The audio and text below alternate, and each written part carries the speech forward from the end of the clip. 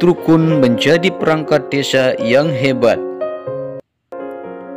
Perangkat desa adalah abdi masyarakat yang berada di tingkat paling bawah dalam sistem pemerintahan kita. Secara vertikal, dia harus mempertanggungjawabkan tugasnya kepada atasan, mulai dari pertanggungjawaban kepada kepala desa atau kubu, camat, sampai kepada bupati. Dan secara horizontal, perangkat desa atau pamong desa dalam bekerja langsung berinteraksi dengan masyarakat secara personal, sehingga kinerjanya bisa langsung dinilai oleh orang yang bersangkutan, bahkan didikte bagaimana cara dia melaksanakan tugasnya. Oleh karena itu, ada beberapa hal yang wajib dikuasai oleh perangkat desa sebagai modal dirinya mengabdi kepada masyarakat dan juga atasannya, yaitu sebagai berikut. Rukun yang pertama yaitu menguasai regulasi.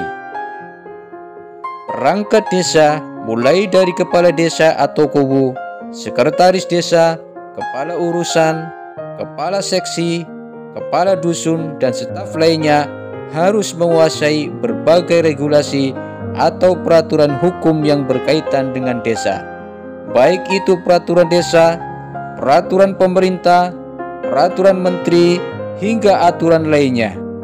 Bahkan yang paling penting, petunjuk teknis dan juga petunjuk pelaksanaan suatu kegiatan juga harus bisa ia pahami seluas mungkin. Akan lebih hebat lagi jika perangkat desa tidak hanya menguasai aturan dan perundang-undangan tentang desa saja, tetapi produk hukum lintas bidang lainnya yang masih ada kaitannya dengan desa. Misalnya saja, peraturan Menteri Sosial yang berkaitan dengan bantuan sosial, PKH, jaminan kesehatan, dan lainnya. Contoh lain peraturan Menteri PUPR yang biasanya ada kaitan dengan kegiatan pembangunan infrastruktur fisik di desa.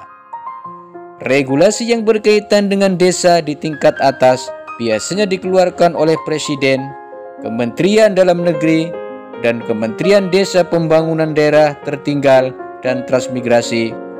Jadi bagi Anda perangkat desa, sering-seringlah membaca aturan dan regulasi khususnya yang langsung berhubungan dengan bidang KAUR atau kasih bersangkutan. Rukun yang kedua yaitu memahami tugas dan fungsi. Tugas dan fungsi dari perangkat desa sudah ditentukan masing-masing menurut urusan atau seksi bidangnya. Kepala urusan atau KAUR, keuangan misalnya, bertugas membantu sekretaris desa bidang keuangan yang fungsinya seperti pengurusan administrasi keuangan desa, penghasilan tetap, perangkat, dan lain-lain. Dengan menguasai tugas dan fungsinya masing-masing, maka sistem pemerintahan desa akan berjalan maksimal. Segala pekerjaan bisa dengan mudah dikoordinir oleh sekretaris desa, sehingga target dari kegiatan pembangunan desa bisa cepat tercapai dan terrealisasi secara maksimal. Keuntungan lainnya, perangkat desa akan mudah merespon berbagai masalah yang terjadi di masyarakat dan dalam pemerintahan desa itu sendiri. Rukun yang ketiga yaitu memahami karakter masyarakat. Sebagai pegawai yang melayani masyarakat secara langsung, seorang perangkat desa dituntut untuk bisa memahami dan mengenal karakter masyarakat di desanya, baik secara kelompok ataupun perorangan. Jika hal ini ia kuasai dengan baik, maka memudahkan perangkat itu sendiri dalam bekerja. Misalnya untuk menentukan suatu kebijakan, ia akan mudah memetakan rumusannya. Atau ketika desa akan menetapkan suatu aturan kepada masyarakat, kepala desa atau kubu atau perangkat tidak takut lagi muncul respon negatif dari masyarakat, karena sudah paham bagaimana karakter masyarakat yang dipimpinnya. Bahkan hal-hal negatif yang kemungkinan akan muncul bisa diminimalisir sebelum aturan itu dijalankan. Memahami karakter masyarakat ini pun bermanfaat untuk kita menentukan menentukan sebuah program kebijakan ke depan untuk kemajuan desa. Rukun yang keempat, yaitu berbicara di depan umum. Poin ini terkadang dianggap sepele oleh sebagian perangkat desa. Mereka merasa untuk kegiatan atau acara yang sifatnya formal bisa diwakilkan oleh orang yang mampu tampil di depan umum saja. Padahal ini menjadi salah satu poin yang menunjukkan kualitas seorang perangkat desa.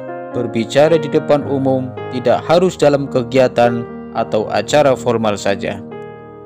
Dalam menghadapi masyarakat sehari-hari pun, kita dituntut mampu berbicara dengan bijaksana, tidak menyinggung perasaan, atau tidak mengeluarkan kata-kata yang kurang bagus. Itulah kira-kira beberapa hal yang perlu dikuasai perangkat desa dalam bekerja melayani masyarakat untuk kemajuan desanya. Mudah-mudahan dengan menguasai 4 rukun tersebut, perangkat desa Ranjeng menjadi perangkat desa yang hebat sehingga terwujud Ranjeng asli maju bersatu.